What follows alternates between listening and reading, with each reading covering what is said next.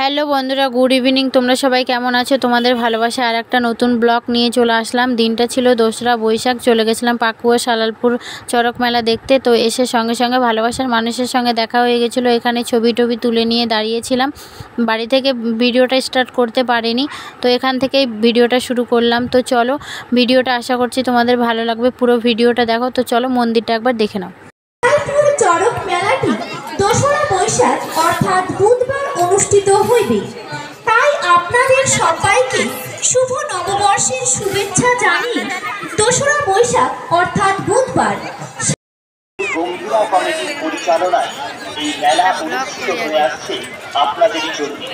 আসুন সকলে মিলে মেলাটিতে প্রবেশ করি, মেলাটিকে সাফল্যমণ্ডিত করে তুলি এবং মেলাটি আরো বিশাল করে তুলি।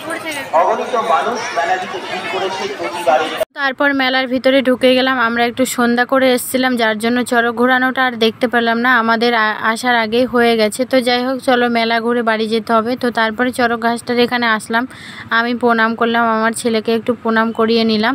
তো চলো আর কি, মেলাটা ঘুরো আর আমাদের সঙ্গে মজা নাও, এনজয় করো। সব বান্ধবীরাই এসছি আমরা মেলাতে। তো আমরা আগে এসছিলাম।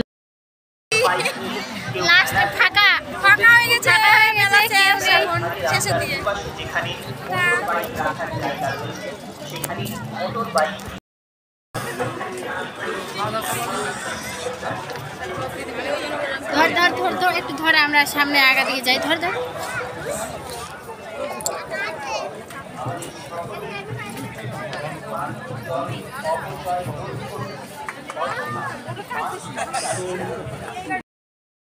তো মেলা ঘুরলাম, অবশেষে এখন খেতে আসলাম। বাড়ি যেতে হবে, অনেক রাত হয়ে গেছে। যে আমার ছেলে বান্ধবীরা ওদিকেই আছে, নাচানাচি করছে। তো চলো আমরা খাওয়া দাওয়া করি।